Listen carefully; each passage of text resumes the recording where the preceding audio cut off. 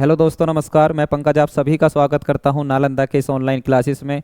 और जैसा आप सबको पता है कि हम थ्योरी क्लास भी कर रहे हैं और साथ में कर रहे हैं प्रैक्टिस सेट। प्रैक्टिस सेट एक कराया है मैंने अभी, जिसमें 10 प्रश्न आपको मैंने कराए हैं। और उस 10 प्रश्न में मैंने आपको लगभग 100 प्रश्नों के आसपास टच कराया था। आज भी ऐसे ही हम प्रैक्टिस सेट हल करने वाले हैं। तो आज का जो पहला प्रश्न होगा उस प्रश्न को आपको ध्यान से पढ़ना है, फिर उसके बाद उसका जवाब देना है। ऐसे ही प्रत्येक प्रश्न को पहले आप पढ़ोगे, उसका जवाब दोगे, उसके बाद मैं आपको उसे ना हल कराने वाला हूँ। देखो जरा पहला प्रश्न क्या कहना चाहता है। तो पहले प्रश्न को पढ़ेंगे, ध्यान से आपको प्रश्न को पढ़ना है, उसके बाद उसका जवाब देना है। कह क्या रहा है कि विरध हिमालय में भारत की सबसे ऊंची चोटी आपको बतानी है। कहाँ बतानी है? विरध हिमालय में। गलती मत कर देना, भारत की सबसे ऊंची चोटी नहीं कह रहा, वो कह रहा है कि विरध हिमालय में भारत की सबसे ऊंची चोटी आपको बतानी है।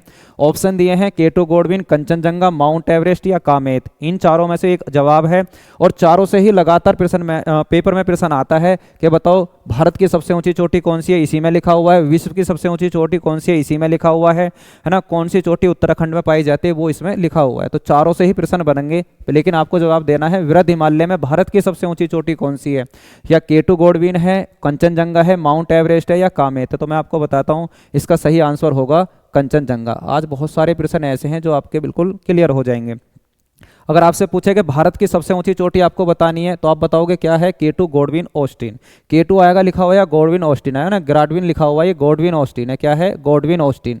आगे माउंट एवरेस्ट विश्व की सबसे ऊंची चोटी है। और कामेत कहाँ मिलती है? उत्तराखंड में।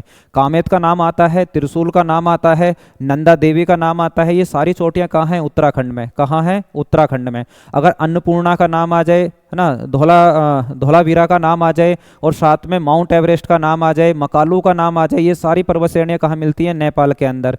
भारत के सिक्किम में ये पर्वत चोटी स्थित है, जिसका नाम है कंचनजंगा। तो हिमालय फिर अलग है। जो भारत की सबसे ऊंची चोटी है केटू गोडविन, ये कहाँ मिलती है? ट्रांस हिमालय में। और ट्रांस हिमालय की कौन सी पर्वत श्रेणी में? तो आप कहोगे ट्रांस हिमालय की पर्वत श्रेणी है ना, जिसका नाम है काराकोरम पर्वत श्रेणी। वहां ये देखने को मिलती है, जो भारत की क्या है? सबसे ऊंची चोटी है। तो चलो मैं बताता हूँ कैसे ये भारत की सबसे ऊंची चोटी है ना। आपको मैं सारे क्लियर करा देता हूँ। अगर मैं भारत के मैप की बात करता हूँ, भारत के मैप की बात, अगर हम भारत के मैप को देखते हैं तो आपको बनाना है भारत का मैप।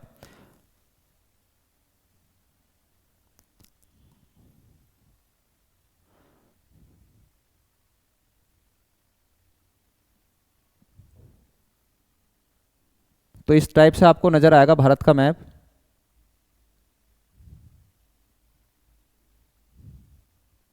ठीक है, आप ऐसा बना सकते हो, जैसे ये बना है ऐसा आप देख लेना।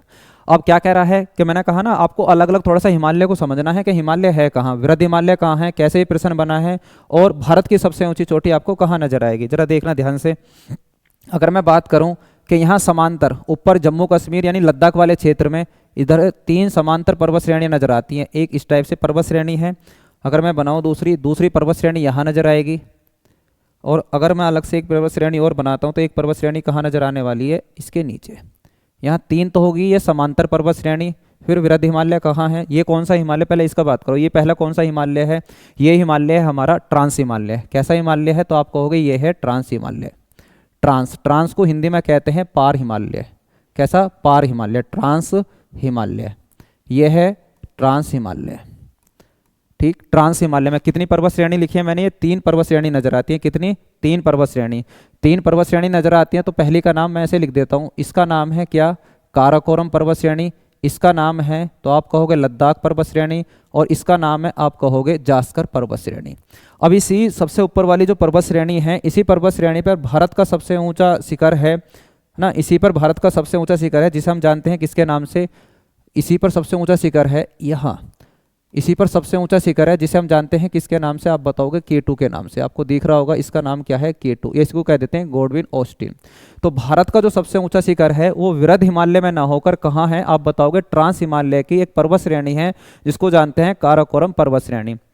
प्रश्न पूछेगा ये केटू कहाँ आता है? कि ये पीओके में आता है, जो पाक अधिकृत कश्मीर में कश्मीर है, उसमें ये केटू क्या होता है बच्चे? नजर आता है। उसके बाद फिर वृहद हिमालय कहाँ है? तो आपको यहाँ एक हिमालय नजर आएगा इस टाइप से, जिसमें ऊंची ऊंची पर्वत चोटियां हैं। ऐसे जाता हुआ यहाँ से इस टाइप से फैला हुआ पूरा एक पर्वत है ना, समानता ऐसे फैला हुआ है। इसके बाद इसके नीचे फिर पर्वत आपको नजर आता है, यहाँ से कटा हुआ पर्वत इस टाइप से। फिर आगे जाकर ये यहाँ आकर रुक जाता है। एक पर्वत श्रेणी ये नजर आती है। फिर उसके बाद ऐसे ही कटा पिटा पर्वत श्रेणी है ना यहाँ नजर आते हैं जो आगे तक जाता है। तो अगर हम बात करें, ये जो हिमालय आपको दिख रहा होगा, ये वाला हिमालय, इसे ही कहते हैं वृहद हिमालय। इस पर क्या मिलती हैं? चोटियां मिलती हैं। उन चोटियों को थोड़ा सा समझते हैं। देखो जरा, जैसे मैंने यहाँ बनाई है एक पर्वत श्रेणी, यहाँ से आपको दिख रही होगी एक पर्वत श्रेणी, यहाँ बनाना है आपको, आप ऐसे ही बना लेना। एक पर्वत श्रेणी आपको यहाँ नजर आएगी, तो एक पर्वत श्रेणी आपको कहाँ नजर आने वाली है? एक पर्वत श्रेणी मैंने इधर बना दी यहाँ, एक पर्वत श्रेणी आपको यहाँ नजर आएगी। ठीक है, यहाँ से ये पर्वत कैसा ले लेता है? नीचे की तरफ मोड़ ले लेता है ऐसे यहाँ। ठीक, तो इसका नाम क्या है? या हम कहें कि ये पर्वत श्रेणी कहाँ जाती है? ऐसे पाकिस्तान में भी जाती है। पाकिस्तान में इसको किस नाम से जानते हैं? आप कहोगे सुलेमान पर्वत श्रेणी के नाम से। किसके नाम से? सुलेमान पर्वत श्रेणी के नाम से। सुलेमान पर्वत श्रेणी के नाम से। एक बार देखना दिख रहा है नहीं? ठीक है, किसके नाम से जानते हैं? सुलेमान पर्वत श्रेणी के नाम से। अगर मैंने ये भी बनाई है तो इसे भी पाकिस्तान में किसके नाम से जानते हैं? तो आप कहोगे इसको जानते हैं किसके नाम से? किरथर के नाम से। इसको किरथर के नाम से जाना जाता है। पूछा जाएगा बताओ किरथर पर्वत श्रेणी कहाँ है? तो आप बताओगे पाकिस्तान के अंदर।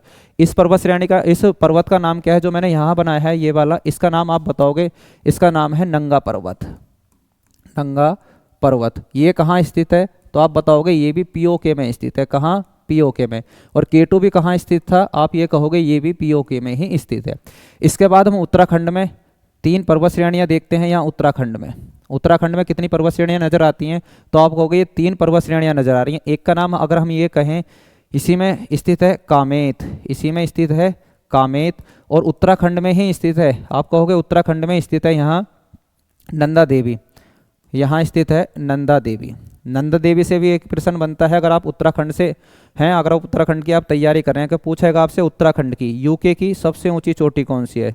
सबसे ऊंची चोटी, यूके की सबसे ऊंची आपको चोटी बतानी है, ऊंची चोटी। तो कौन सी है आप बताओगे? नंदा देवी चोटी। ठीक है, एक और आप यहाँ बना लेना, इसका नाम है त्रिशूल। इसको किस नाम से जानते हैं? त्रिशूल के नाम से। इसको किस नाम से जानते हैं? त्रिशूल के नाम से। त्रिशूल पर्वत श्रेणी भी कहाँ है? आप ये कहोगे ये भी उत्तराखंड में स्थित है। ठीक है, इसके बाद देखो जरा, जब हम पहुँचते हैं कहाँ? जब हम पहुँचते हैं, हम बात करेंगे जब हम पहुँचते हैं ये नेपाल, ये नज़र आ रहा है आपको नेपाल। तो नेपाल में यहाँ पर्वत श्रेणियाँ नज़र आती हैं ऐसे इस टाइप से, यहाँ पर्वत श्रेणियाँ नज़र आती हैं। नेपाल के अंदर एक ऊंची पर्वत श्रेणी नज़र आएगी। एक और बना लेना, मैं यहाँ बना देता हूँ, एक पर्वत श्रेणी यहाँ, एक ऊंची पर्वत श्रेणी नजर आएगी, और एक पर्वत श्रेणी आएगी यहाँ सिक्किम वाले क्षेत्र में नजर। अब देखो जरा, मैं एक एक के नाम लिख देता हूँ यहाँ कौन कौन सी ये पर्वत श्रेणी है। ये कौन कौन सी पर्वत श्रेणी? अगर मैं इसकी बात करता हूँ यहाँ से, तो धोलावीरा, धोलावीरा, धोलावीरा पर्वत श्रेणी है। अगर मैं यहाँ बात करता हूँ ना, अगर मैं यहाँ बात करता हूँ तो इसको कहते हैं मकालू, मकालू पर्वत श्रेणी है। ठीक, अगर मैं बात करता हूँ इसकी तो ये है अन्नपूर्णा। मैंने क्रम से नहीं लिख रही, क्रम से नहीं लिखी है, आप ये सोचो कि ये क्रम से लिखी है, अन्नपूर्णा, अन्नपूर्णा। अगर मैं इसकी बात करता हूँ, ये सबसे ऊंची जो नज़र आपको आ रही है, ये जो सबसे ऊंची नज़र आ रही है अलग ही दिख रही है, इसका नाम क्या है? तो आप कहोगे ये है माउंट एवरेस्ट। ये है माउंट एवरेस्ट, माउंट एवरेस्ट। ये कौन सी है? Mount Everest. और ये जो नज़र आ रही है, जो हमारा प्रश्न था, जो सिक्किम में आपको नज़र आ रही होगी, ये सिक्किम वाला हिस्सा है भारत का, ये सिक्किम वाला हिस्सा, ये है सिक्किम। तो इस सिक्किम में नज़र आ रही है आपको कौन सी? इस सिक्किम में नज़र आ रही है आपको, है ना, इसको ही कह रहा था मैं, कंचनजंगा। इसका नाम क्या है? कंचनजंगा। कहाँ नज़र आ रही है? ये सिक्किम में नज़र आ रही है कंचनजंगा। तो ध्यान से देखना, भारत में स्थित है। मैंने कहा ना पीओके में, तो कौन सी स्थित है? पीओके में स्थित है केटू गॉडविन ऑस्टिन, जो भारत की सबसे ऊंची चोटी है। अगर कहे कि वृहद हिमालय में बतानी है तो वृहद हिमालय में कंचनजंगा। आपसे पूछेगा बताओ अन्नपूर्णा, मकालू, धोलावीरा, और मैंने लिखा होगा धोलावीरा और माउंट एवरेस्ट, ये सारी पर्वत श्रेणियाँ कहाँ हैं? नेपाल में। अगर इन सब की बात करता हूँ ना, तो आप क्या बताओगे? ये पर्वत श्रेणियाँ कहाँ नज़र आती हैं? ये आती है नेपाल में नज़र। कहाँ? नेपाल में। अगर आपसे पूछ ले कि ये जो पर्वत श्रेणियाँ दिख रही हैं आपको, एक तो ये कामेत, एक तो ये कामेत, साथ में नंदा देवी और साथ में त्रिशूल, ये कहाँ नज़र आती हैं? आप बताओगे ये आती हैं यूके में नज़र। आपसे पूछेगा किरथर कहाँ है, सुलेमान पर्वत श्रेणी क्या है, तो आप बताओगे ये कहाँ है? पाकिस्तान में। नंगा पर्वत ये पीओके में पड़ता है, जहाँ से ये स्टार्ट होता है भारत में। और लास्ट में ये जो मैंने पर्वत श्रेणी बनाई, ये जो पर्वत मैंने बनाया है, इसका नाम है, आप बताओगे नामचा बारवा, नामचा बारवा। इसका नाम क्या है, नामचा बारवा। नामचा बारवा के बाद ये पर्वत श्रेणी नीचे आ जाती है ना, नीचे की तरफ घूम जाती है, तो इसे कहते हैं वृद्ध हिमालय। इसे क्या कहते हैं, वृद्ध हिमालय। इसके नीचे जो बना है इसे कहते हैं लघु या मध्य हिमालय। और इसके नीचे जो सबसे नीचे ये लाइन जो बनाई है मैंने, ये जो पर्वत श्रेणियाँ बनाई हैं, इनको हम कहते हैं है ना शिवालिक हिमालय, या सबसे शुरू वाला हिमालय बोल देते हैं। जैसे हम हिमालय पर चढ़ना स्टार्ट करेंगे तो सबसे पहला जो हिमालय पड़ता है वो शिवालिक हिमालय पड़ता है, उसके बाद मध्य हिमालय, लघु हिमालय, और सबसे लास्ट में पड़ता है वृद्ध हिमालय। इस वृद्ध हिमालय के पार है ट्रांस हिमालय, हिंदी में कहते हैं इसे पार हिमालय। इसी ट्रांस हिमालय की 3 पर्वत श्रेणी है, काराकोरम पर्वत श्रेणी, लद्दाख पर्वत श्रेणी, इसी की है जास्कर पर्वत श्रेणी। तो बात करी गई है किसकी, काराकोरम पर्वत श्रेणी पर जो स्थित है K2, भारत की सबसे ऊंची चोटी है। अगर इसकी ऊंचाई पूछ ले तो आप बताओगे 8611 मीटर, 8611 मीटर ऊंची है। अगर माउंट एवरेस्ट की ऊंचाई पूछ ले तो आप बताओगे 8850 भी आप बता देना, कोई नहीं है ना, 8848 भी मिलती है, तो 8850 ये सबसे ऊंची चोटी है पूरे विश्व के अंदर। तो ये क्या है, एक हिमालय पर्वत श्रेणी है। फिर नीचे घूम आती है, हम आगे पढ़ेंगे जब पूरा हम है ना कभी ज्योग्राफी पढ़ेंगे, पूरी पर्वत श्रेणियों को मैं आपको ऐसे ही पढ़ाने वाला हूँ, कौन सी पर्वत श्रेणी कहाँ स्थित है। तो पहले प्रश्न का जवाब आपको मिल गया। तो पहला प्रश्न क्या कह रहा था, एक बार पहुँचते हैं उसी पहले प्रश्न में। तो पहले प्रश्न में कहा गया था, पहले प्रश्न में क्या कह रहा था कि वृद्ध हिमालय में भारत की सबसे ऊंची चोटी कौन सी है, कंचनजंगा। अगर भारत की सबसे ऊंची चोटी कहेगा तो आप बताओगे K2, लेकिन ये वृद्ध हिमालय में नहीं है, ट्रांस हिमालय में। कौन सी पर्वत श्रेणी, काराकोरम पर्वत श्रेणी। माउंट एवरेस्ट विश्व की सबसे ऊंची चोटी कहाँ, आप कहोगे वृद्ध हिमालय में। कामेत अभी मैंने आपको बताया कहाँ स्थित है, ये उत्तराखंड में। कहाँ, उत्तराखंड में। ठीक है, तो पहला प्रश्न हो गया आपका क्लियर। अब इसके बाद दूसरा प्रश्न, दूसरा प्रश्न क्या कहता है, ये तीसरा प्रश्न आ गया, दूसरा प्रश्न और होगा। चलो देखते हैं, तीसरे प्रश्न को हल करते हैं, दूसरा मिलेगा आगे कहीं ना कहीं। प्रश्न है कि दशराज्य युद्ध का वर्णन ऋग्वेद के किस मंडल में है, यानी हिस्ट्री का प्रश्न है, पूछा गया है दशराज्य युद्ध का वर्णन है ना ऋग्वेद के किस मंडल में है, आपको बताना है। देखना ये लिखा हुआ है 3रे मंडल में, 10वें मंडल में, 8वें मंडल में और 7वें मंडल में। तो इसका जवाब क्या होगा, आप ये कहोगे जो दशराज्य युद्ध है इसका जो जवाब होगा सही वो होगा 7वें मंडल में। तो ऋग्वेद, अगर हम बात करते हैं ऋग्वेद की, ऋग्वेद की बात करते हैं, यानी सबसे प्राचीन वेद ही कौन सा है, सबसे प्राचीन वेद, सबसे प्राचीन वेद। अगर पूछ ले आपसे कि बताओ चारों वेदों में सबसे प्राचीन वेद कौन सा है, सबसे प्राचीन वेद ही कौन सा है, ऋग्वेद। आपसे पूछा जाएगा इसमें कितने मंडल हैं, तो आप बताओगे इसमें मंडल कितने हैं। जैसे हम किताबों में नहीं पढ़ते, किताबों में पाठ होते हैं, फिर उसमें छोटे छोटे ऐसे ही बटे होते हैं, तो ऐसे इसमें मंडल कितने हैं, तो आप बताओगे इसमें हाँ कितने मंडल हैं, 10 मंडल हैं। ऋग्वेद में कितने मंडल हैं, 10 मंडल। कितने मंडल हैं, आप कहोगे 10 मंडल हैं इसमें, कितने, 10। चलो आप ऐसे लिख लेना, कितने मंडल हैं इसमें, 10 मंडल हैं। आपसे पूछेगा बताओ इसमें, आपसे पूछा जाएगा इसमें सूक्त कितने हैं, सूक्त, तो आप कहोगे इसमें सूक्त कितने हैं, सूक्त आप बताओगे 1028 इसमें क्या है, सूक्त हैं। आपसे पूछेगा रचनाएं कितनी हैं, रचनाएं, तो आप बताओगे इसमें रचनाएं कितनी हैं, 10,462 रचनाएं हैं, 10,462 रचनाएं, यानी 10,462 रचनाएं हैं। सबसे प्राचीन वेद यही है। मंडल इसमें कितने हैं, 10, सूक्त कितने हैं 1028, और रचनाएं कितनी हैं 10,462। लेकिन पूछ रहा है दशराज्य युद्ध के बारे में। अब जरा देखते हैं दशराज्य युद्ध क्या है। प्रश्न सबसे पहला ये पूछा जाता है, बताओ दशराज्य युद्ध किस नदी पर लड़ा गया था, किस नदी के किनारे लड़ा गया था। तो आप बताओगे ये लड़ा गया था परुसणी नदी के किनारे। किस नदी के किनारे, परुसणी नदी के किनारे, परुसणी नदी के किनारे। इसका नाम आज क्या है, रावी नदी के किनारे। किस किस के बीच में लड़ा गया, तो आप कहोगे एक तरफ से तो लड़ रहा था सुदास, और दूसरी तरफ से थे 10 राजा, 10 राजा लड़ रहे थे, 10 राजा। ठीक है, इसे ठीक करके लिख लेना, एक तरफ से लड़ रहे थे सुदास और एक तरफ से थे 10 राजा। तो किसकी विजय हुई है, सुदास की विजय हुई है। फिर देखो दोबारा प्रश्न है दशराज्य युद्ध का वर्णन ऋग्वेद के किस मंडल में है, तो आप कहोगे 7वें मंडल में है। दशराज्य युद्ध कहाँ लड़ा गया, आप कहोगे परुसणी नदी पर लड़ा गया, जिसे आज रावी के नाम से जानते हैं। किसके बीच में हुआ था, सुदास व 10 राजाओं के बीच में हुआ था। सुदास की इसमें विजय हुई थी, 10 राजाओं की इनमें क्या हो गई थी, हार हो गई थी। सबसे प्राचीन वेद आप कहोगे कौन सा है, ऋग्वेद। आपसे पूछा जाएगा है ना कितने मंडल हैं, 10 मंडल। कितने सूक्त हैं, 1028 सूक्त। आपसे पूछेगा रचनाएं कितनी हैं, 10,462 रचनाएं।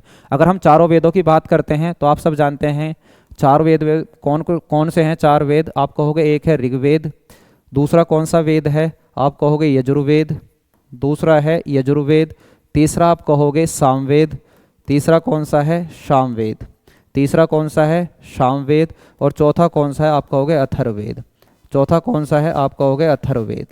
ठीक, अगर इन चारों वेदों को एक साथ मिला दिया जाए तो आपसे प्रश्न पूछता है बताओ चारों वेदों को क्या कहा जाता है, तो आप कहोगे इनको कहा जाता है संहिता। क्या कहा जाता है? चारों वेदों को संहिता कहा जाता है। क्या और भी प्रश्न बनेंगे? हाँ, तीसरे मंडल से प्रश्न बनता है, तीसरे मंडल से भी क्या बनता है? प्रश्न बनता है, तीसरे मंडल से भी प्रश्न बनता है, जरा ध्यान से समझना। अच्छा, ये पूरी पीडीएफ ऊपर जा रही है, चलो मैं ये अलग उस पर करा देता हूँ।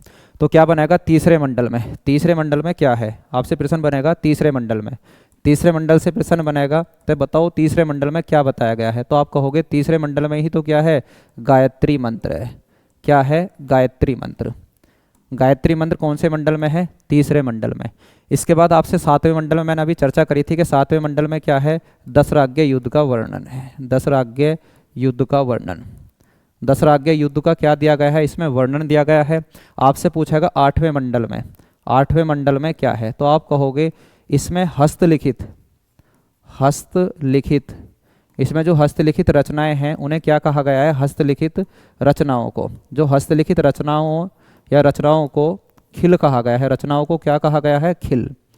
रचनाओं को क्या कहा गया है दोस्तों? खिल कहा गया है। पूछेगा नौवें मंडल में क्या है, आप बताना नौवें मंडल में। तो नौवें मंडल में क्या है, तो आप ये कहोगे देवता सोम का उल्लेख है। नौवें मंडल में देवता सोम का उल्लेख है, नौवें मंडल में देवता सोम का उल्लेख, देवता सोम का उल्लेख है। 10वां मंडल है, 10वें मंडल में क्या बताया गया है, तो आप बताओगे 10वें मंडल में क्या बताया गया है, तो आप ये कहोगे 10वें मंडल में पुरुष सूक्त के बारे में बताया गया है। किसके बारे में? पुरुष सूक्त के बारे में। इसमें बताया गया है दोस्तों पुरुष सूक्त के बारे में। ठीक करके ऐसे आप लिख लेना, चलो मैं लिख देता हूँ दोबारा। इसमें बताया गया है किसके बारे में? पुरुष सूक्त के बारे में, पुरुष सूक्त के बारे में। ठीक, पुरुष सूक्त में ही किसकी वर्णन करा गया है, आप बताओगे चतुष्वर्णीय समाज का, चतुष्वर्णीय समाज का। इसी में वर्णन करा गया है चतुष्वर्णीय समाज का। इसमें बांटा गया है जैसा आप सबको पता है, मुख से पहला बताया गया है ब्राह्मण को,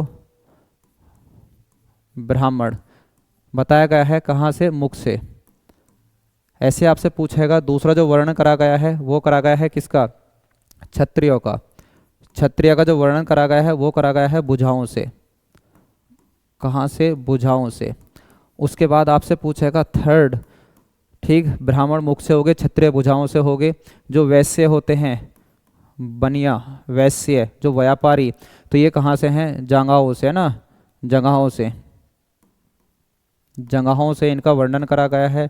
और शूद्रों का वर्णन जो करा गया है, आप बताओगे शूद्रों का वर्णन, शूद्रों का वर्णन करा गया है कहाँ से? पैर से। कहाँ से? पैर से। लेकिन इन्होंने कहा, ध्यान से सुनना, जब ऋग्वेद में इसका वर्णन करा गया है तो ऋग्वेद में ये कहा गया कि एक ही घर में चारों वर्ण थे, यानी शूद्र भी थे, ब्राह्मण भी थे, क्षत्रिय भी थे, वैश्य भी थे, यानी एक ही घर में चारों वर्ण मिलते थे। और ये चारों वर्ण क्रम के आधार पर थे। कैसे? क्रम के आधार पर, ना कि जन्म के आधार पर। आहिस्ता आहिस्ता स्थिति बदलती गई और ये सब कैसे हो गए? क्रम के आधार पर, सॉरी कैसे हो गए? ये सब जन्म के आधार पर, यानी राजा का बेटा राजा, ब्राह्मण का बेटा ब्राह्मण, यानी क्षत्रिय का बेटा क्षत्रिय, वैश्य का बेटा वैश्य और शूद्र का बेटा शूद्र। लेकिन जब ऋग्वेद की बात करते हैं तो ऋग्वेद में कहा गया है ये जन्म के आधार पर ना होकर सब कैसे हैं? क्रम के आधार पर। इसलिए तो दयानंद सरस्वती कहते हैं कि वेदों की ओर लौटो। कौन से वेद की तरफ? ऋग्वेद की तरफ। तो दोबारा देखना, तीसरे मंडल में गायत्री मंत्र के बारे में बताया गया है, सातवें मंडल में दशराज्ञ युद्ध के बारे में बताया गया जो हमारा प्रश्न था, आठवें मंडल में हस्तलिखित रचनाओं को खिल कहा गया है, नौवें मंडल में देवता सोम का उल्लेख है, 10वें में पुरुष सूक्त के बारे में बताया गया है। क्या है पुरुष सूक्त? इस टाइप से बताया गया, चतुष्वर्णीय समाज, इसी में चर्चा करी गई है। ब्राह्मण मुख से हैं, क्षत्रिय भुजाओं से, वैश्य जंघाओं से, है ना, और शूद्र पैर से बताया जाता है ऋग्वेद के 10वें मंडल में। प्रश्न पूछेगा बताओ ऋग्वेद के पढ़ने वाले को, जो इसे पढ़ता है, पढ़ने वाले को क्या कहा जाता? पढ़ने वाले को क्या कहा गया है? ध्यान से सुनना, आता ये वाला प्रश्न में, जो ऋग्वेद को पढ़ता है उसको क्या कहते हैं? तो पढ़ने वाले को आप बताओगे, पढ़ने वाले को कहा जाता है होर्त। पढ़ने वाले को क्या कहा जाता है? ऋग्वेद के पढ़ने वाले को होर्त कहा जाता है, जो ऋग्वेद को पढ़ता है। ठीक है, ऋग्वेद को पढ़ता है। तो किसके द्वारा लिखे गए? अगर वेद की बात करते हैं तो वेद व्यास जी के द्वारा, वेद व्यास जी के द्वारा लिखे नहीं गए हैं, है ना, इनका संकलन करा गया है। किसके? क्या करा गया है? संकलन। है ना, ये बताया जाता कि वेद भगवान ने बोले थे, है ना, यानी देवताओं ने बोले थे और मुनि ऋषियों ने इन्हें लिया ना संकलन करा था। तो वेदों को जब भी आता तो संकलन नहीं लिखा मिलेगा, संकलन करा गया है किसके द्वारा, वेद व्यास जी के द्वारा। तो आपको पता है 4 वेद होते हैं, चारों वेदों को संहिता के नाम से जाना जाता। ठीक है, इसके बाद आगे चलते हैं, आगे देखते हैं अगला प्रश्न क्या कहता है। अगला प्रश्न क्या कहता है,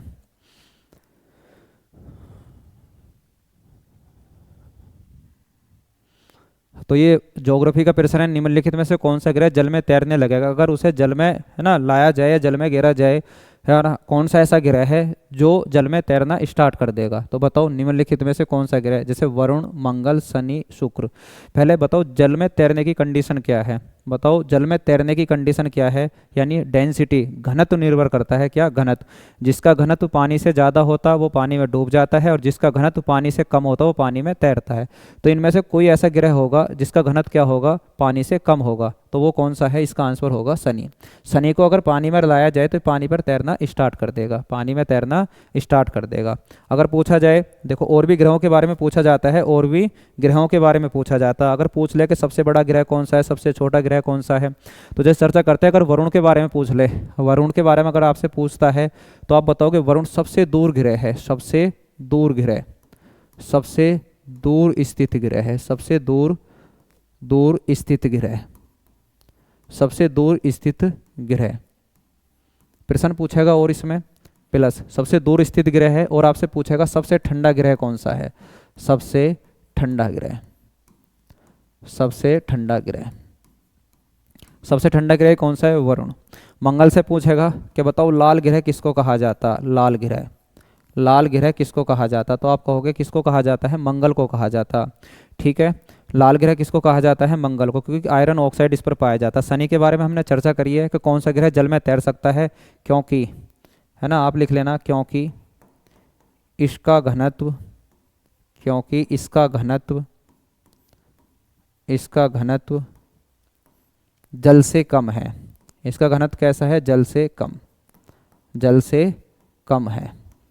अगर हम बात करें डेंसिटी की, घनत्व होता क्या है, इसका जो घनत्व है वो जल से कम है, तो घनत्व होता क्या है, आप सब जानते हैं, फिजिक्स में हम पढ़ते हैं, द्रव्यमान बटे आयतन, द्रव्यमान बटे आयतन, द्रव्यमान बटे आयतन। जैसे आपसे पूछा जाए कि कोई भी एक आयतन आप ले लो, उसमें लोहे को भर दो और उसमें रुई को भर दो, तो किसका घनत्व ज़्यादा होगा, तो उस आयतन में जिसका द्रव्यमान ज़्यादा होगा उसका घनत्व भी कैसा होगा, ज़्यादा। यानी अगर द्रव्यमान ज़्यादा तो डेंसिटी ज़्यादा, घनत्व ज़्यादा।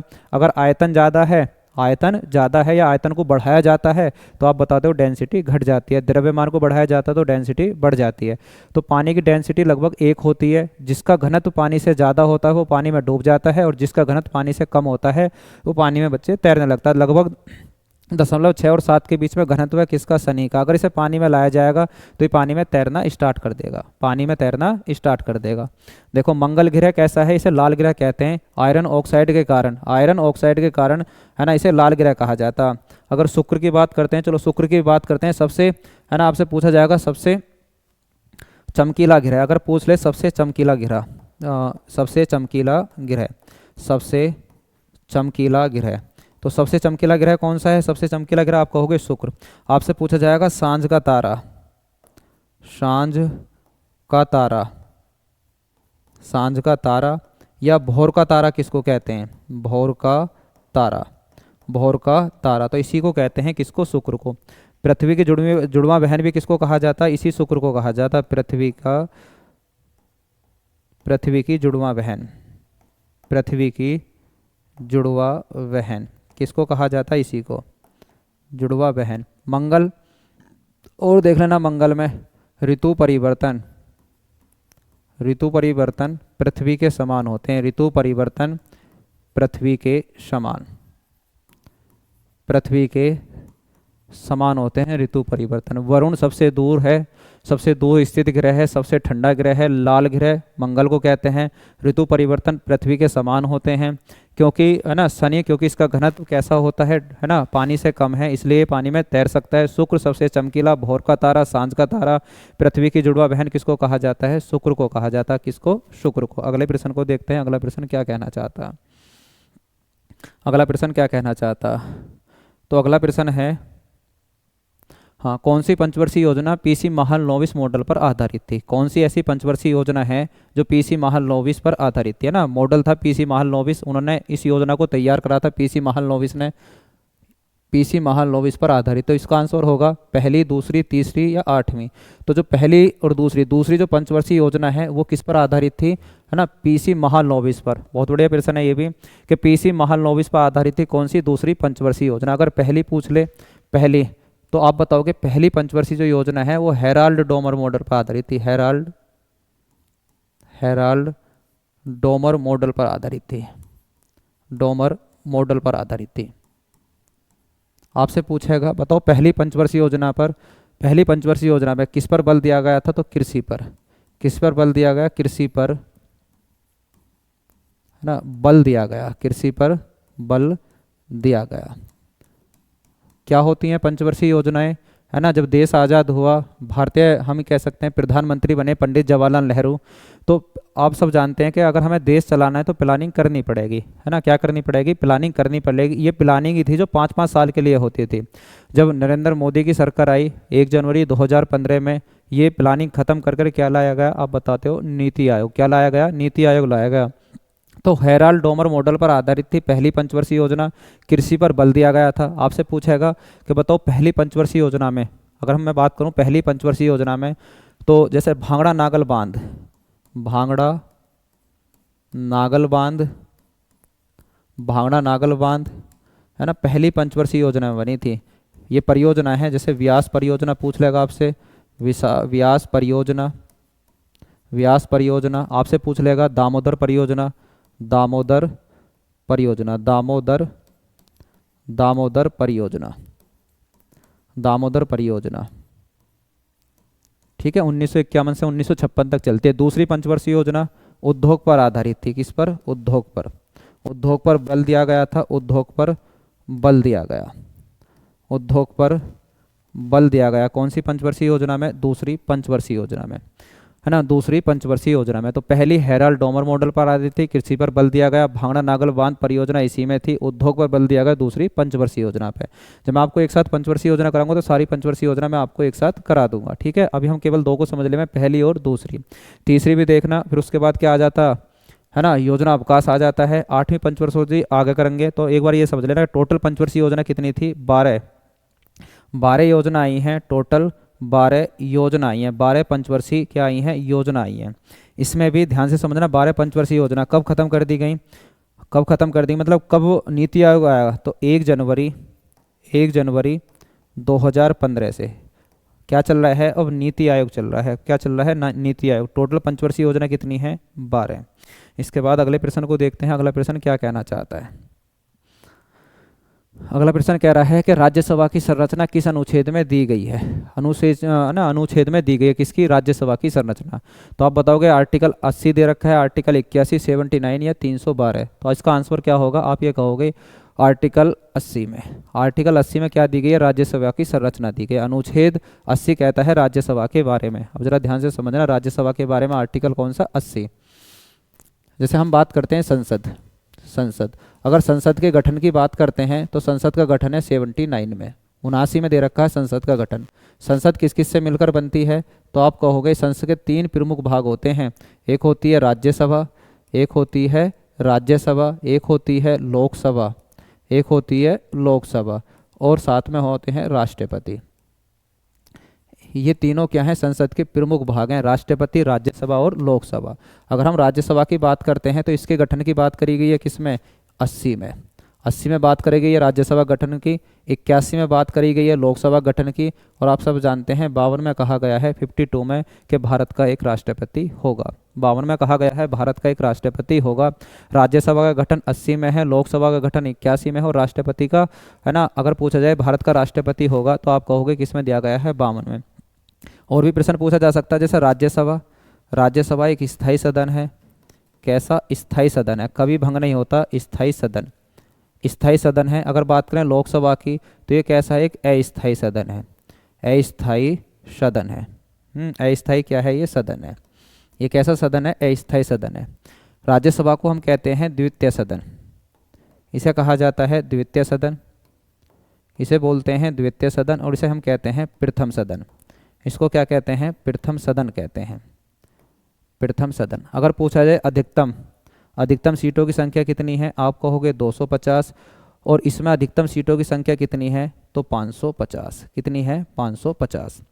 अगर मैं कहूँ कि अगर हमें राज्यसभा का सदस्य, अगर राज्यसभा का सदस्य बनना है, अगर राज्यसभा का सदस्य बनना है तो अधिकतम आयु कितनी होनी चाहिए? अधिकतम आयु 30 वर्ष। कितनी? 30 वर्ष। अगर लोकसभा का सदस्य बनना है तो अधिकतम आयु कितनी होनी चाहिए? आप कहोगे 25 वर्ष। अधिकतम आयु कितनी होनी चाहिए? 25 वर्ष। अधिकतम आयु 25 वर्ष। अगर राज्यसभा की बात करते हैं, राज्यसभा की, तो राज्यसभा में सबसे अधिक जो सीटें आती हैं वो कहाँ से आती हैं? यूपी से। कहाँ से आती हैं? यूपी से। तो यूपी से कितनी आती हैं आप बताओगे? 31 सीटें आती हैं। कितनी? 31। यूपी से आती हैं कितनी सीटें? 31 सीटें। अगर बात करें लोकसभा की, लोकसभा की भी यूपी से सबसे अधिक आती हैं, यूपी से ही सबसे अधिक आती हैं। कितनी आती हैं? 80 सीट। 80 सीट लोकसभा की आती हैं कहाँ से? यूपी से। और 31 सीट कहाँ किसकी आती हैं? राज्यसभा की सबसे अधिक, ये भी यूपी से आती हैं। ठीक। और क्या है? स्थायी सदन होगा। द्वितीय सदन ये होता है कि अत्यधिक, अगर हम बात करें ज़्यादा से ज़्यादा जो बिल लाए जाते हैं वो कहाँ लाए जाते हैं? लोकसभा में, इसलिए इसे क्या कह देते हैं? प्रथम सदन कह देते हैं।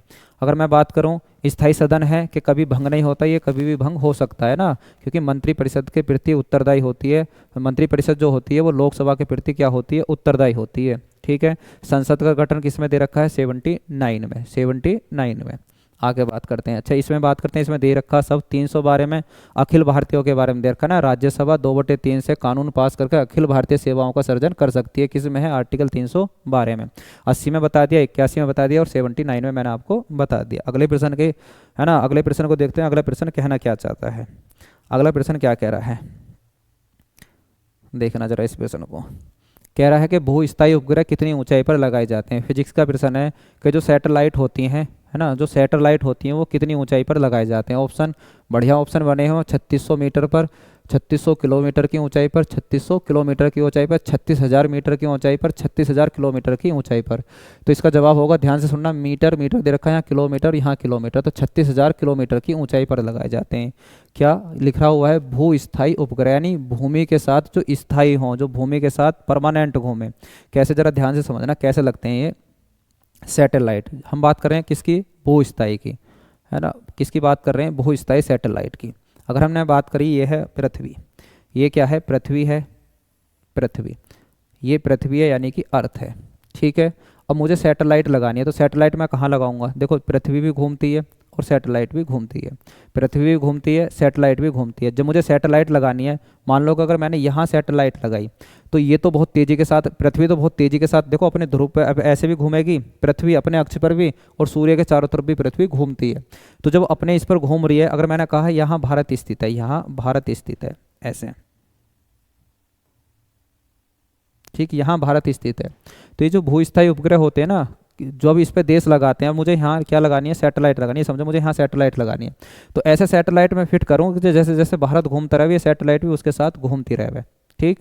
मतलब अगर मैं ये कहा कि मैंने जो भारत यहाँ, इसको भारत को ही दिखाना है, और जब भारत इसके साथ घूमे तो ये भी भारत के साथ घूमे। तो ये लगती है कहाँ? 36,000 किलोमीटर की ऊंचाई पर। कहाँ लगती है? 36,000,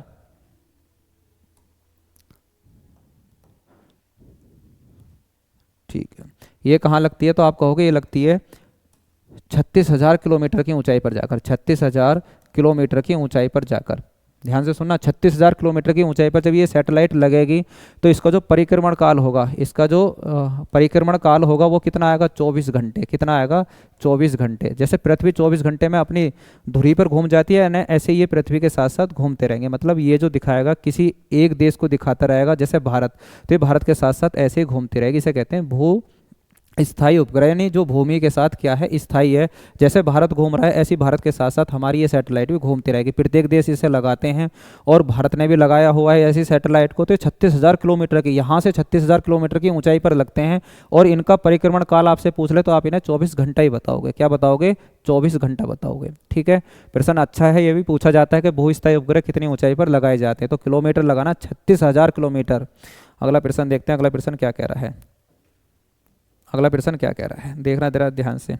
प्रश्न है, प्रश्न क्या कह रहा है? प्रश्न कह रहा है कि 10वां प्रश्न है ओजोन दिवस कब मनाया जाता है ना, ये अलग अलग लिखे हुए हैं। अभी तीसरा लगभग 6वां 7वां प्रश्न होगा, ओजोन दिवस कब मनाया जाता है। तो ऑप्शन में दे रखे हैं 16 अक्टूबर, 16 सितंबर, 5 जून और 22 अप्रैल। तो आप बताओगे 16 सितंबर को बनाया जाता है ओजोन दिवस। बार बार प्रश्न पूछा जाता है दिवस से, तो मैंने कुछ दिवस लिखे हुए हैं, उन दिवसों को आपको देखना है ना। कुछ दिवस मैंने जैसे मैं लगातार प्रैक्टिस सेट में दिवस कराता रहूँगा, पहला आप इन प्रैक्टिस सेट इन दिवसों को कर लेना, उसके बाद फिर मैं और दिवस पढ़ाऊँगा आपको, या और कभी प्रैक्टिस सेट कराऊंगा उसमें आपको करा दूंगा। जैसे पहला दे रखा है इसमें, है ना, पहले मैंने जनवरी के लिख रखे हैं, कुछ फरवरी के, कुछ मार्च के। तो पहला कह रहा है कि 9 जनवरी को बनाया जाता है भारतीय प्रवासी दिवस, है ना, प्रवासी भारतीय दिवस। जब महात्मा गांधी कहाँ से लौटते हैं? दक्षिण अफ्रीका से लौटते हैं, तो उन्हीं के उसमें बनाया जाता है 9 जनवरी को प्रवासी भारतीय दिवस। बार बार पूछा जाता है प्रवासी भारतीय दिवस कब बनाया जाता है? 9 जनवरी को। पूछेगा विश्व हिंदी दिवस, तो ये विश्व हिंदी दिवस है, ना कि राष्ट्रीय हिंदी दिवस। एक बनाया जाता है 14 सितंबर को, ये लिखा हुआ है विश्व हिंदी दिवस, ये बनाया जाता है आप कहोगे 10 जनवरी को। कब बनाया जाता है? 10 जनवरी को विश्व हिंदी दिवस। क्या? विश्व हिंदी दिवस। आगे लिखा है 12 जनवरी को राष्ट्रीय युवा दिवस, स्वामी विवेकानंद की जन्म दिवस पर। 15 जनवरी को बनाया जाता है थल सेना दिवस। आर्मी डे बनाया जाता है कब? आप बताओगे थल सेना दिवस बनाया जाता है 10 जनवरी को। 4 फरवरी को बनाया जाता है विश्व कैंसर दिवस। बहुत पूछता है सभी, विश्व कैंसर दिवस कब बनाया जाता है? जनवरी नहीं, फरवरी को। 4 फरवरी को बनाया जाता है। 28 फरवरी को बनाया जाता है राष्ट्रीय विज्ञान दिवस। क्या बनाया जाता है? राष्ट्रीय विज्ञान दिवस। ऐसे ही 8 मार्च को बनाया जाता है अंतर्राष्ट्रीय, है ना, महिला दिवस। 20 मार्च को बनाया जाता है विश्व खुशहाली दिवस। इसमें एक और लिख लेना, विश्व गौरैया दिवस भी इसी दिन बनाया जाता है। आपसे पूछा जाएगा 21 मार्च को क्या बनाया जाता है? विश्व वानिकी दिवस। क्या बनाया जाता है? विश्व वानिकी दिवस। मैंने लिख रहे हुए हैं, मार्च तक लिख रखे हैं। जैसे जैसे मैं आगे आपको पढ़ाता रहूँगा, आज मार्च हो गए, फिर कभी अप्रैल के, मई के, जून के, ऐसे ही उठाते रहेंगे और लगातार करते रहेंगे। तो 8 मार्च को अंतर्राष्ट्रीय महिला दिवस, 20 मार्च को विश्व खुशहाली दिवस, 21 मार्च को, है ना, 21 मार्च को बनाया जाता है विश्व वानिकी दिवस, और 22 मार्च को बनाया जाता है विश्व जल संरक्षण दिवस। तो याद कर लेना आप यहाँ तक। फिर मैं कह रहा हूँ ना, आगे आहिस्ता आहिस्ता जैसे प्रैक्टिस आइटम करते रहेंगे और आगे इन्हें दिवसों को बढ़ाते रहेंगे, क्योंकि दिवस से भी लगातार पेपर में प्रश्न आते हैं। अभी हमने कितने करे हैं? मार्च तक के कर लिए हैं। इसके बाद अगला प्रश्न देखते हैं। अगला प्रश्न क्या कहता है? आजा भाई, कहाँ है? चलो इसे करते हैं। ये क्या कहना चाहता है? ये कह रहा है कि इनमें से एक गलत लिखा हुआ है, इनमें से एक गलत लिखा हुआ है। जैसे जयप्रकाश नारायण अंतर्राष्ट्रीय हवाई अड्डा गया में, यानी कि बिहार में स्थित है। कैंपेगौड़ा अंतर्राष्ट्रीय हवाई अड्डा बेंगलुरु में स्थित है। राजीव गांधी अंतर्राष्ट्रीय हवाई अड्डा हैदराबाद में स्थित है। वीर सावरकर अंतर्राष्ट्रीय हवाई अड्डा पोर्ट ब्लेयर में स्थित है। नेताजी सुभाष चंद्र बोस, है ना, जो अड्डा है यानी हवाई अड्डा है, ये कोलकाता में स्थित है। कोई एक गलत लिख रहा है, वो आपको गलत बताना है, गलत कौन सा लिखा हुआ। तो ध्यान से सुनना, जो पहला वाला इसका आंसर है यही गलत लिखा हुआ है, पहला वाला। इसमें यहाँ गया के स्थान पर क्या होना था? ध्यान से सुनना, इस गया के स्थान पर क्या होना था? पटना होना था। है तो ये भी बिहार में ही, लेकिन इस पर क्या होना था? पटना। यहाँ गया के स्थान पर क्या होना है? पटना होना है। ये स्थित है पटना में। क्या लिखा हुआ है? जयप्रकाश नारायण अंतर्राष्ट्रीय हवाई अड्डा। ये बिल्कुल ठीक लिखा है। कैंपेगौड़ा अंतर्राष्ट्रीय हवाई अड्डा कहाँ है? बेंगलुरु में। राजीव गांधी कहाँ है? आप बताओगे हैदराबाद में। वीर सावरकर कहाँ है? पोर्ट ब्लेयर में। और नेताजी वाला कहाँ है? आप बताओगे कोलकाता के अंदर। नेताजी सुभाष चंद्र बोस, है ना, इनका जन्म ही कहाँ हुआ है? आप बताओगे बंगाल के अंदर। बंगाल में भी कहाँ? अब बताना बंगाल में इनका जन्म कहाँ हुआ है। देखो मैंने कुछ प्रश्न और लिखे हैं इसी के, अगर मैं बात करूं इसके, मैंने कुछ प्रश्न और लिखे हैं। ये लिखे हुए हैं, देखो। हाँ, प्रश्न पूछेगा इंदिरा गांधी अंतर्राष्ट्रीय हवाई अड्डा कहाँ है? तो आप ये कहोगे अंतर्राष्ट्रीय हवाई अड्डा इंदिरा गांधी, ये है दिल्ली के अंदर।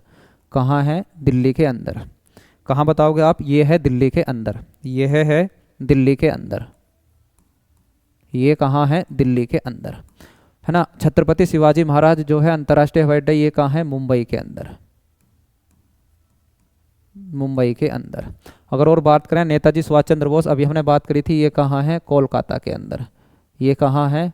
कोलकाता के अंदर। अगर बात करते हैं बाबा साहेब डॉक्टर भीमराव अम्बेडकर, ये कहाँ है? आप बताओगे महाराष्ट्र के नागपुर में। ये कहाँ है? महाराष्ट्र के नागपुर में। सरदार वल्लभ भाई पटेल की बात करते हैं तो ये कहाँ है? गुजरात के अहमदाबाद में। अहमदाबाद के अंदर। अहमदाबाद के अंदर। गुरु रामदास जी अंतर्राष्ट्रीय हवाई अड्डा कहाँ है? तो इसकी बात करेंगे, ये है अमृतसर में। ये कहाँ है? पंजाब, अमृतसर में। और किसकी बात करते हैं? राजीव गांधी, अभी हमने पढ़ा था हैदराबाद में। ये कहाँ है? हैदराबाद में। हैदराबाद। वीर सावरकर अभी हमने पढ़ा था, वीर सावरकर कहाँ था? पोर्ट ब्लेयर में। कहाँ था? पोर्ट ब्लेयर में।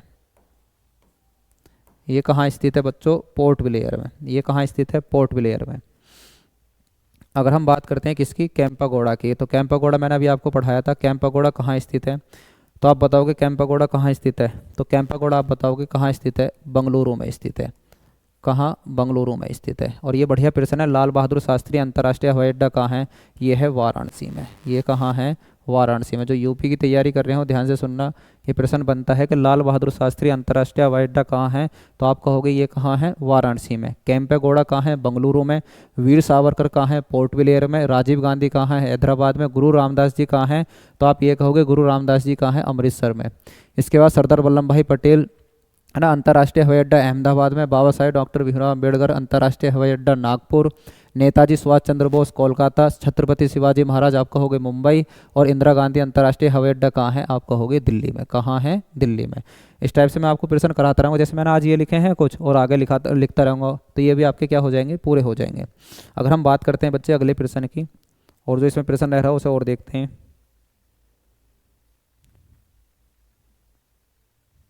चलो इस प्रश्न को और करते हैं। प्रश्न कह रहा है कि एक अच्छे ईंधन के लिए प्रज्वलन ताप कैसा होना चाहिए? प्रज्वलन ताप, पहले तो ये पता होना चाहिए कि प्रज्वलन ताप होता क्या है। मतलब अगर हम किसी ईंधन को जलाते हैं है ना, उसका प्रज्वलन ताप कैसा होना चाहिए? तो ध्यान से सुनना, प्रज्वलन ताप होता क्या है कि एक प्रज्वलन ताप उसको कहते हैं किसी ईंधन के लिए कि वो कितनी जल्दी है ना, कितने कम से कम टेम्परेचर पर कितनी जल्दी वो जल जाता है। एक ईंधन है, आप रख कर बैठे, उसमें आग ही नहीं लग रही। एक ईंधन है कि तुरंत साथ के साथ उसने आग को पकड़ लिया। जैसे मैं कहूँ पेट्रोल डीजल, पेट्रोल का अच्छा होता है, डीजल का उससे कम प्रज्वलन ताप, यानी बहुत जल्दी के साथ जो आग को पकड़ ले है ना, उसका प्रज्वलन ताप कैसा होना चाहिए? कम से कम होना चाहिए, जल्दी से जल्दी वो आग को पकड़ ले। ऐसा हुआ कि ठंड का समय चल रहा है, आप लगातार आग को जला रहे हो और वो आग को नहीं पकड़ रहा, तो प्रज्वलन ताप उसे कहते हैं कि जो ईंधन जितनी जल्दी से जल जाता है। तो किसी भी है ना प्रज्वलन ताप कैसा होना चाहिए किसी भी ईंधन का? तो आप कहोगे कम से कम होना चाहिए, ज़्यादा मत बता देना। कैसा होना चाहिए? कम। कैसा होना चाहिए? तो आप कहोगे कैसा होना चाहिए? कम होना चाहिए। प्रज्वलन ताप कैसा होना चाहिए? कम होना चाहिए। कैसा होना चाहिए? कम। और पूछता है कि बताओ कि एक अच्छे ईंधन के क्या क्या गुण होने चाहिए? तो आप खुद बता सकते हो एक अच्छे ईंधन के गुण। राख कम होनी चाहिए उसके अंदर, जब वो जल जाए तो राख कम बचे। कोई हानिकारक पदार्थ को ना छोड़े। और क्या बता सकते हो? एक हम ये कह सकते हैं उसका है ना लिखा हुआ ना, प्रज्वलन ताप कैसा होना चाहिए? कम होना चाहिए। हीट उसमें से कैसी होनी चाहिए? ज़्यादा से ज़्यादा निकलनी चाहिए। तो ये किसके गुण है? एक अच्छे ईंधन के गुण है। केमिस्ट्री में पूछता कि बताओ एक अच्छे ईंधन में प्रज्वलन ताप कैसा होना चाहिए? तो आप कहोगे कम से कम होना चाहिए। आगे अगर हम बात करते हैं, एक दो प्रश्न और हैं इसमें, बस आज के लिए इतना ही है ना, बाकी अगला प्रैक्टिस सेट में करेंगे। ये बहुत अच्छे प्रश्न कराए मैंने आपको। एक बार वीडियो को जरूर शेयर करना है, लाइक करना है वीडियो को, और हो सकता है अपने दोस्तों को बताना है ना, बताना जरूर है कि कैसे प्रश्नों को हम पढ़ रहे हैं, कैसे इसमें हम बच्चे प्रश्नों को हल करा रहे हैं। ठीक है, आज के लिए इतना ही।